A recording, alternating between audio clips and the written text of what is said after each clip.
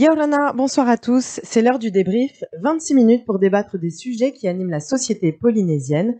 Vous pouvez d'ailleurs participer à cette émission en commentant sur la page Facebook de TNTV. Le droit au logement est un droit fondamental reconnu par la Déclaration universelle des droits de l'homme et pourtant, aujourd'hui en Polynésie, c'est une véritable crise que nous vivons, tant dans le logement social que dans le logement privé. Et nous en parlons ce soir avec Jean-Philippe Pina. Tu es le président de la Chambre des notaires de Polynésie française. Ça. Michel Tetaourou, habitant de Mahina, en attente d'un logement social depuis 5 ans, voire plus même. Oui. Jacques Menahem, tu es le président de la Fédération polynésienne des agents immobiliers. Et enfin, Sandrine Brie, experte en évaluation immobilière et en formation en indivision. C'est ça. Bonsoir à tous. Bonsoir. Merci d'être avec nous ce soir pour parler donc du logement en Polynésie, une véritable problématique aujourd'hui. On nous a annoncé une enquête, une commission d'enquête sur le logement qui devrait arriver dans les mois à venir. Philippe, j'ai envie de dire encore une enquête. Est-ce qu'il serait pas temps d'agir ? Encore et toujours des enquêtes, avec toujours les mêmes constats, mais qui s'empirent au fil des enquêtes. Le constat est simple, il manque du logement, il n'y a pas d'offre, donc les prix sont chers, aussi bien en accession à la propriété qu'en locatif. Et en social. Et en social, alors n'en parlons pas, c'est bien pire. Oui. Tout ce qui est logement social intermédiaire, ça s'est fortement dégradé. L'exemple typique, c'est que depuis 2013, il n'y a plus aucun dispositif de défiscalisation locale de type logement social. Est-ce que ça veut dire quoi ? Ça veut dire tout simplement que les agréments de défisc local de type logement social qu'on avait en 2011 à l'époque permettaient d'acheter en pleine propriété à 50% du prix. À l'époque, on pouvait acheter un appartement de type F4 pour 18 millions. Le même F4 aujourd'hui, c'est 50 millions. Et ne serait-ce que là, je parlais aussi du logement social auquel toi tu prétends, Michel. Je veux juste que tu nous racontes un petit peu ta situation. Exactement. Depuis déjà plus de 5 ans maintenant que j'attends un logement social. Étant donné que moi et ma famille, nous vivons donc sous des bâches. Et nous avons formulé une demande qui malheureusement est retournée négative. À l'OPH. La demande est passée à l'OPH. C'est à l'OPH et ça a été refusé sans raison valable. Aucune raison annoncée. Et ça fait 5 ans que tu présentes ton dossier, en fait. Voilà. Et à chaque fois, on te dit non et on t'explique. Et la dernière fois, c'était l'année dernière. Où j'ai présenté un dossier. Et étant donné que j'ai collé plus fort que prévu, donc mon dossier a été retourné. Il n'est plus à l'OPH cette fois-ci. On m'a demandé aujourd'hui de pouvoir initialiser un dossier qui n'existe pas. C'est-à-dire qu'on t'a sorti carrément du système de demande OPH. Je pense que oui, puisque le dossier, c'est moi qui l'ai en main maintenant. C'est plus au bureau de l'OPH. Je pense que oui. Quelle vision vous avez un petit peu sur ce type de problématique en tant que vous êtes tous des professionnels de l'immobilier, ça reste une grosse problématique en Polynésie. C'est attristant de voir ça, parce que moi je vois, ça fait des années que je trouve que le cas du logement social est compliqué. De plus en plus, on voit des SDF en plus dans les rues. Ça s'empire. Moi, mon bureau se trouve à côté du marché. Il n'y a pas 10 mètres, il n'y a pas quelqu'un qui vous tend la main, qui vous demande une pièce. Faut quand même préciser qu'il y a 4000 demandes de logements sociaux pour une construction à peu près de 100 logements par an. C'est-à-dire qu'on est loin, très très loin du compte. En 40 ans, on va combler le truc, c'est ça ? Potentiellement. Il manque 15 000 logements salubres sur l'île de Tahiti. C'est énorme. C'est énorme. Le secteur privé produit entre 220 et 240 logements par an, neufs. Il en faudrait en produire entre 500 et 750 par an pour pas prendre de retard. Donc, inexorablement, le problème s'aggrave. L'OPH a une position un peu particulière parce que elle produit des logements en très petite unité et le fait de donner des phares OPH à droite à gauche, en gros 600 par an, donc il y a une impression comme ça visuelle que le logement social est produit. Mais sauf que tout le monde n'a pas de foncier disponible pour avoir un logement. D'autant que le phare OPH, ça a beau s'appeler phare OPH, ce que j'ai cru comprendre en discutant avec l'ancien directeur, c'est que en fait ils sont finalement un interlocuteur, mais c'est pas eux les constructeurs concrètement. Exactement. Puis le cas de Michel est criant, puis c'est des situations qu'on vit quotidiennement, parce que les familles n'ont pas forcément de terrain disponible non plus. L'entraide familiale est beaucoup plus compliquée, beaucoup de générations, beaucoup de problèmes dans les familles au niveau des indivisions, de la gestion de l'indivision. Le problème de l'accès au logement, l'agence immobilière sociale Polynésie française, l'ISPF, fait un travail formidable dans la mise en location, en louant à des propriétaires privés des logements pour les louer à des prix réduits. À condition d'être suivi par un service social. Exactement. C'est la condition absolue. Et d'avoir Avec la ISPF, Oui, Oui. la ISPF. justement, moi aussi, j'ai pas bénéficié avec eux. Eh oui. Mm. Donc t'es Ils sont venus entre. me voir, on a monté le dossier ensemble et jusqu'à aujourd'hui, j'ai pas de réponse. Et t'as pas d'explication toujours. Il n'y a pas d'explication. Tous ceux qui sont passés après moi l'ont eu. Est-ce que Pourquoi, je ne sais pas. tu as le sentiment d'être un peu abandonné par tous ces systèmes Oui, qui essaient oui. de... Comme un système dont je comprends pas du tout. Et pourtant, je vis en Polynésie depuis plusieurs années, depuis ma tendre enfance. Et aujourd'hui, je ne comprends toujours pas comment ça se fait que moi, personnellement et ma famille, nous sommes tous dans la famille, ne pouvions pas bénéficier. Pourtant, il y a des rentrées d'argent, il y a des revenus. Ah oui, dans ta ah oui, famille. oui, oui. Parce que l'ancien ministre m'a posé la question, mais comment vous avez payé le logement? Il fait, dans ma famille, nous sommes 8. 4 travaillent. Nous avons donc multiplié par 3 à 327 000 par mois. Donc, je ne vois pas comment on ne pourrait pas payer ce logement. Et te loger dans le privé, est-ce que tu y as réfléchi? Est-ce que c'est une option possible? Loger dans le privé, non. J'y ai pas pensé du tout, dans le sens que c'est l'habitude que nous avions eu de demander de partir dans le social. Donc souvent, Parce que- finalement, les gens vont pas Ouais. vers le privé, Sandrine. Oui, c'est ça. En C'est fait, quoi les problématiques du coup? Pourquoi on n'y va pas? ben, je pense que au niveau des personnes qui ont cette volonté de demander du social, c'est parce qu'ils ont l'habitude de vivre ensemble et en Voilà. nombreux dans la famille. Donc, ils veulent pas que toute cette famille soit explosée. Donc, ils partent sur du social. Maintenant, il y a aussi des solutions sur les terres en indivision. Oui. Parce qu'il faut bien comprendre que la plupart de ceux qui demandent des biens, un logement social, pour la plupart, ils sont déjà propriétaires en indivision. Et on leur a demandé d'attendre, de débloquer, de régler la succession. Donc, ils sont en attente. Et en attendant, là, justement, ces familles, ils se retrouvent à la rue. L'idée, c'est peut-être de pousser justement les indivisaires à retourner occuper leurs terres et de construire. Et c'est compliqué quand t'es en indivision, quand t'es dans un conflit sur une terre avec le reste de ta famille. Tu peux avoir accès à ce terrain? Bien sûr, ils restent toujours quand même propriétaires. Ils sont nombreux. Ils sont peut-être nombreux, mais ils sont quand même propriétaires. Donc, ils ont des droits.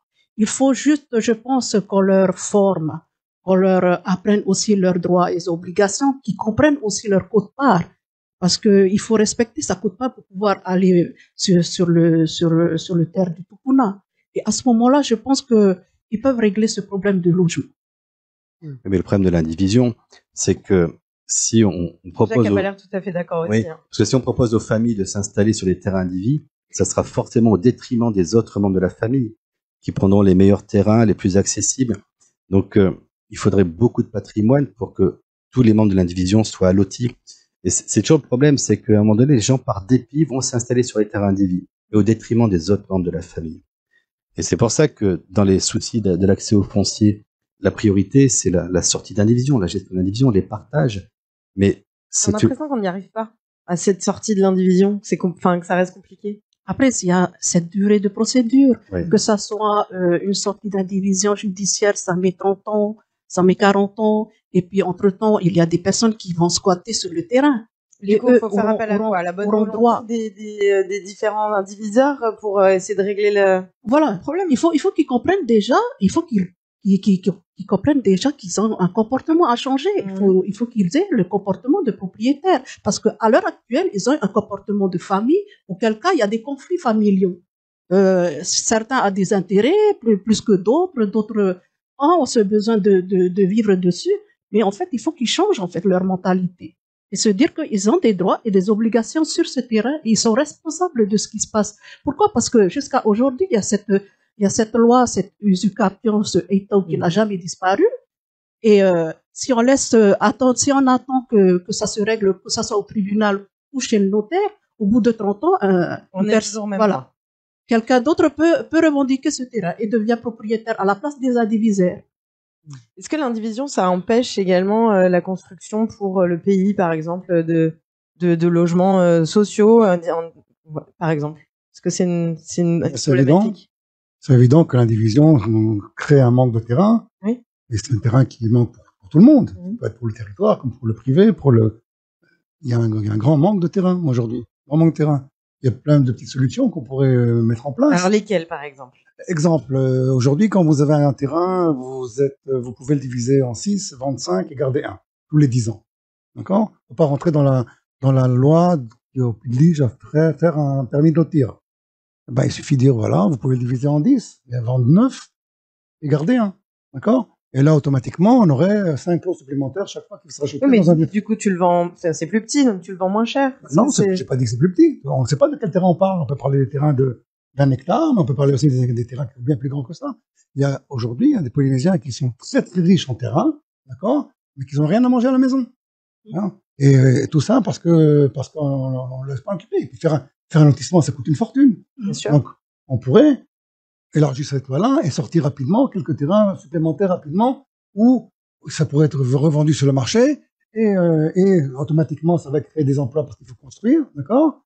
À cela, il y a d'autres freins, comme la loi comme les 50% sur la plus-value sur les premiers 5 ans, automatiquement. Alors, il faut l'expliquer rapidement. C'est-à-dire que si tu achètes et que tu revends avant les 5 ans ta propriété, tu dois payer 50% sur la plus-value que tu auras fait sur ton bien. Exactement. Et donc, ça, dans cette loi-là, elle a mis à la rue plein de petits entrepreneurs qui achetaient des terrains, qui construisaient des maisons et qui revendaient. Maintenant, ils le font plus parce que ça vaut pas la peine, parce que la marge, elle est bouffée entre les emprunts bancaires, les frais notaires, enregistrement et les 50%. Et ben, le jeu ne vaut plus la chandelle.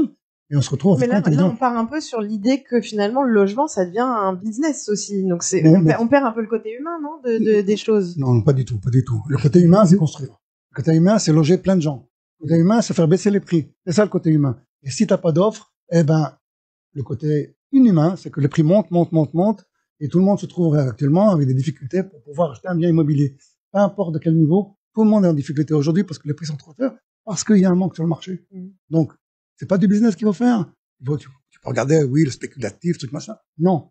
Il faut créer du business que tout le monde s'y rend, parce que ces gens-là qui vont construire, c'est de l'argent qui rentre partout, territoire, qui redépensent, c'est une économie qui bouge. Déjà, il faudrait pas, j'allais dire, rénover aussi ce qui existe déjà avant de se dire, il faut construire à tout prix dans tous les sens, parce que on a quand même un certain nombre de logements, on va dire, indignes aujourd'hui en Polynésie. Parce qu'il n'y a pas de réglementation qui impose de faire des mises aux normes, en conformité pour les logements insalubres.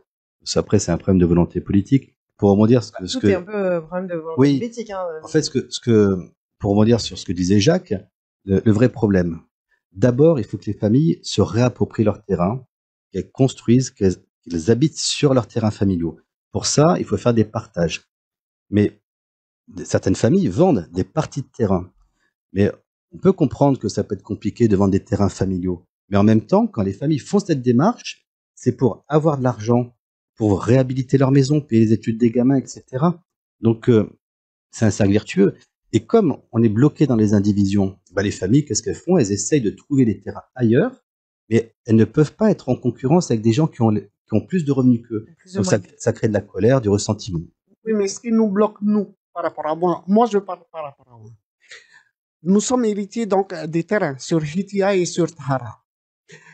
Jusqu'à preuve du contraire, on ne peut même pas avancer quelque chose dans le sens que pour nous ça coûte trop cher. Eh oui. Oui, ne serait-ce que pour ne serait-ce que se lancer. Rien que sur la généalogie, ça nous coûte la peau d'eux. On ne peut même plus avancer par rapport à ça. Et ce que tu dis, c'est intéressant. Qu'est-ce qui coûte cher? C'est la généalogie, les notaires, l'ensemble des dépenses qui sont afférentes à ça. Toute la chaîne coûte cher. Tout simplement parce que on a des indivisions qui se reportent sur 3, 5, 7 générations. Et quand une souche veut s'occuper d'un terrain, elle ne connaît pas forcément l'identité des autres souches. Nous, ça fait longtemps qu'on milite pour avoir un institut territorial de la généalogie pour certifier ces généalogies. On peut s'inspirer des modèles corses, comme le GIRTEC, pour, en un seul acte, identifier tous les propriétaires descendants de la personne qui a fait son sommité. Donc, les solutions existent, mais en l'état actuel, les familles doivent financer le géomètre, les généalogistes, les notoriétés, les actes de partage, toute une cascade d'actes aller au tribunal, payer les avocats, les Et on expertises, sait que tout ça, ça et coûte on très s'en cher. prend pour 30-40 ans. Alors, on parle là de construction, on parle de logement privé, hein, finalement, d'indivision. Pour revenir sur le logement privé, parce qu'il y a aussi la location. La location, aujourd'hui, j'ai l'impression que ça devient inaccessible, peu importe le statut qu'on a dans le privé. Ne serait-ce que l'accès, en fait, finalement, à ce type de logement, ça devient compliqué. Oui, ça devient compliqué, d'autant plus que dès l'apparition en 2017 du Airbnb, hein, parce qu'il faut bien mettre les choses à plat, depuis l'apparition du Airbnb en 2017, les propriétaires ont converti en fait leur logement loué en activité commerciale et Exactement, touristique. on revient à ce que Donc, tu disais tout à l'heure, ça devient un business. Ça devient un business. Donc du coup, voilà, on a fait les chiffres avec l'ISPF de 2017 à 2022. On a pu recenser plus de 3000 logements convertis en Airbnb. Donc, C'est ça a beaucoup. augmenté de 47%. Là. Voilà. Donc du coup, et moi, je vois qu'il y a une solution. Il y a une solution déjà, c'est par rapport aux copropriétés, parce qu'il y a des réglementations. Il faut absolument que qu'on applique le règlement des Donc, copropriétés. interdire les Airbnb dans certaines C'est copropriétés. interdit. C'est pas que c'est à interdire. C'est dans le règlement de C'est déjà copropriété. Voilà. C'est interdit toute activité commerciale et touristique. À ce moment-là, on pourrait récupérer à peu près 2000 logements pour un logement, la location traditionnelle. Et quand on a aussi un gouvernement qui dit que le Airbnb finalement c'est pas si mal parce qu'on a des problématiques pour le tourisme, du coup c'est voilà, qu'est-ce qu'on fait? On prend d'un côté pour redonner de l'autre, c'est un vrai dilemme. On veut des touristes, donc on veut du Airbnb, mais à la fois on veut loger les gens.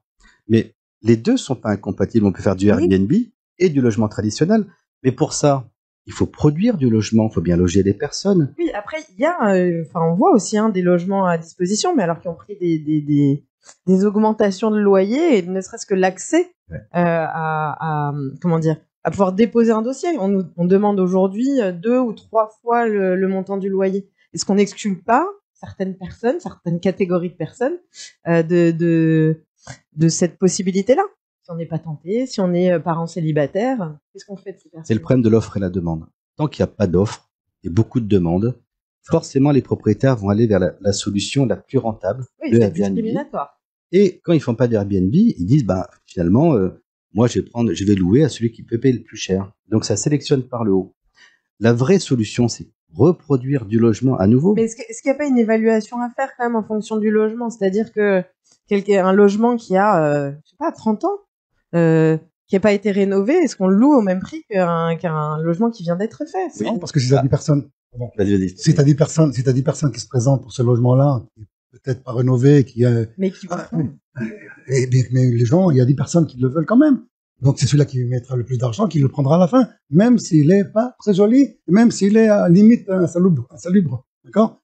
Mais le problème, il y a plusieurs choses, comme dit, depuis le début, on dit il y a un manque de logement, dans tout, d'accord? Il y a, exemple, on pourrait éventuellement envisager le territoire à des terrains domaniales, d'accord? Maintenant, bon, c'est sûr qu'ils ont d'autres besoins aussi, comme faire des écoles, des autoroutes, des jardins publics, mais ils ont aussi des terrains qu'on pourrait construire dessus, d'accord? Ces terrains-là, au lieu, on pourrait mettre la défiscalisation, comme disait Jean-Philippe, défiscalisation pour le social, qui permettrait de réduire les coûts de construction d'une façon considérable, et à partir de là, le terrain lui-même, au lieu de le vendre, il n'y a pas à le vendre, on fait un bail long terme, ou une accession à propriété, avec des petits loyers sur 49 ans, sur je ne sais combien d'années, pour rendre, en fait, compte, ça devient un petit loyer. Mais le pays a aussi une obligation de protection de l'environnement, de certaines limites qui font qu'on ne peut pas non plus mettre tous les terrains. Pas du tout, j'ai dit depuis le début. Ils ont certains besoins, mais ils ont des terrains qui pourraient éventuellement le transformer pour loger des gens qui ont besoin de logements bon marché, d'accord? Et si, au lieu de vendre les terrains, ils le mettaient à un bail long terme ou à une vente étalée sur 50 ans, eh ben, le loyer, la mensualité pour acheter ce bien-là serait minimum un crédit vendeur de l'État par rapport aux propriétaires. Moi, j'entends depuis tout à l'heure, il faut construire, il faut qu'on trouve des solutions pour construire. le sentiment qu'on peut avoir en tant que locataire, c'est aussi un peu la toute-puissance des propriétaires. C'est-à-dire que je fixe mon prix, que ce soit du loyer ou de l'achat, hein. L'achat aussi. Je veux dire, ça a augmenté de 50%, je crois, ces 10 dernières années. Tant que tu auras une offre qui est insuffisante, c'est les propriétaires qui feront la loi. Le jour Ouais. où ça va être inversé, c'est les locataires Mais ou les acquéreurs qui feront la loi. Il y a eu des C'est comme solutions ça. qui ont été proposées, l'encadrement des loyers, par exemple. Exactement. L'idée aussi, c'est de créer un observatoire de prix, parce que ce soit le gouvernement, les communes ou les propriétaires, tout le monde, on est dans le flou au niveau des prix. On est dans le flou au niveau des prix, et puis le fait de créer un observatoire de prix, on aura une vision globale des tendances du marché de l'immobilier. Et ça permettra aussi, Pour savoir où est-ce qu'on se situe. ça permettra aussi aux communes de pouvoir imposer des zones tendues.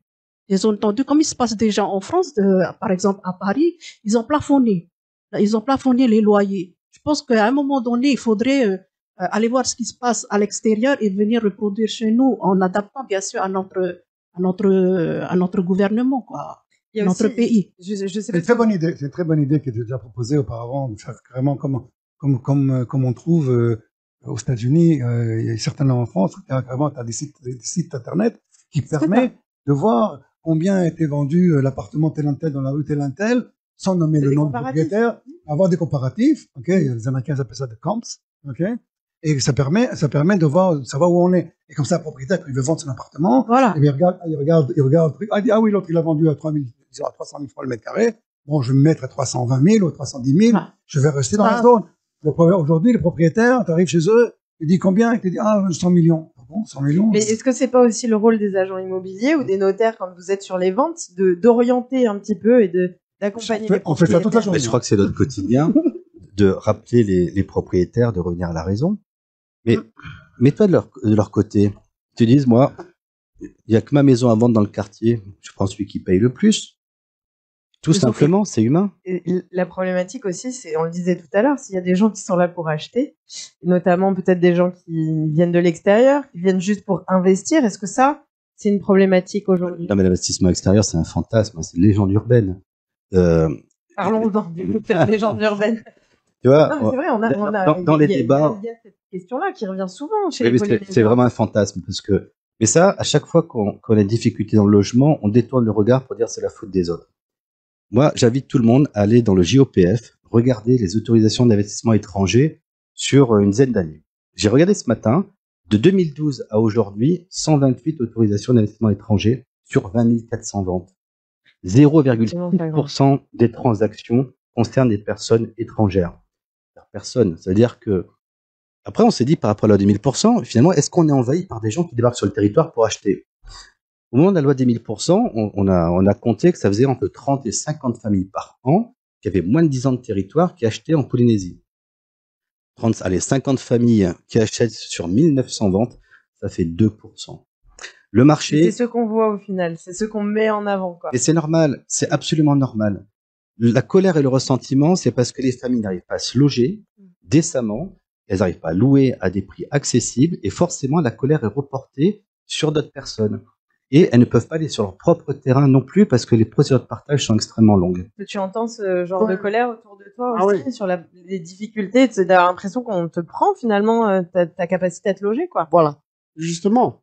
Et j'entends bien, monsieur le notaire dit quelque chose quand il dit aux propriétaires qu'il faut revenir à la raison. Vous pouvez très bien le dire aussi au gouvernement de revenir à la raison afin de pouvoir reloger tout le monde. Bien sûr. Oui, ils Mais vont nous, y on va être arriver. interdit de séjour au gouvernement parce que c'est ce qu'on dit tout le temps.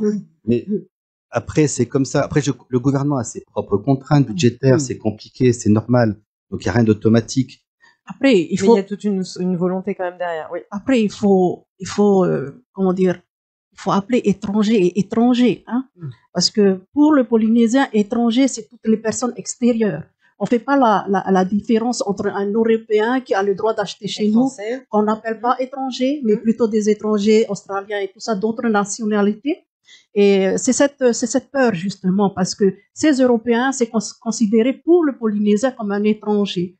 Donc Les Français, hein, disons-le. voilà, les Français, les Européens, métropole. voilà, de Ouais, mais métropole et Sandrine, tout ça. c'est Après, on 2% des transactions Oui, avec un sol migratoire négatif. Le problème, il n'est pas là. on reporte cette colère parce que on est totalement défaillant dans la production de logements. Il y a de moins en moins de logements accessibles, donc, et de plus en plus chers. Forcément, ça énerve. Alors, c'est la dernière minute de l'émission. Dernière minute. Et oui, on y est déjà. Juste, je voudrais faire un dernier tour de table pour que chacun puisse peut-être dire, voilà, la solution, au moins une solution qu'on pourrait proposer, c'est ça. Que ce soit sur le logement, le locatif, l'achat, l'indivision. C'est quoi les prochaines solutions qu'on peut proposer là aujourd'hui? Jean-Philippe. Rapidement, la première, c'est la sortie d'indivision pour que les familles polynésiennes puissent se réapproprier leur foncier et puissent construire chez elles sans avoir acheté ailleurs à un prix indécent.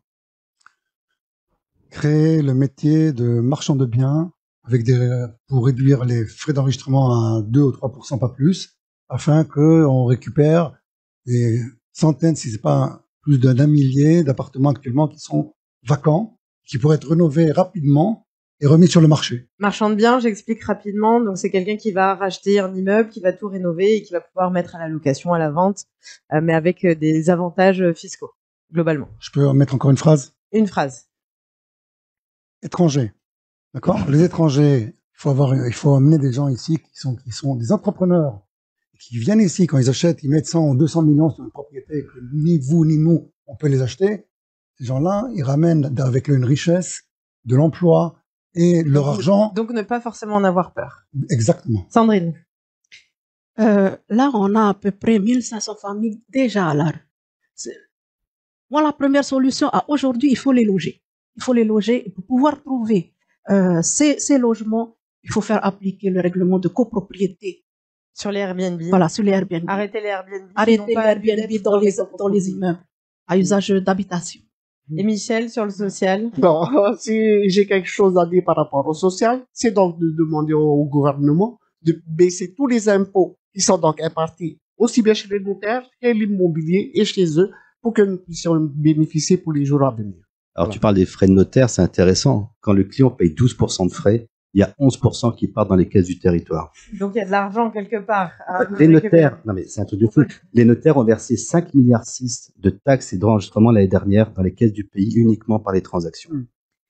Voilà, quelques solutions en tout cas qui ont été proposées ce soir pour tenter d'améliorer cette situation qui est finalement assez catastrophique. On espère qu'elles seront entendues. En tout cas, on lance un appel au gouvernement. S'ils ont besoin de consultants, on les a sur notre plateau. Merci à tous d'avoir participé à cette émission. Je vous donne rendez-vous vendredi prochain à 19h30 pour une nouvelle émission de Débrief. Je vous souhaite une excellente soirée sur TNT.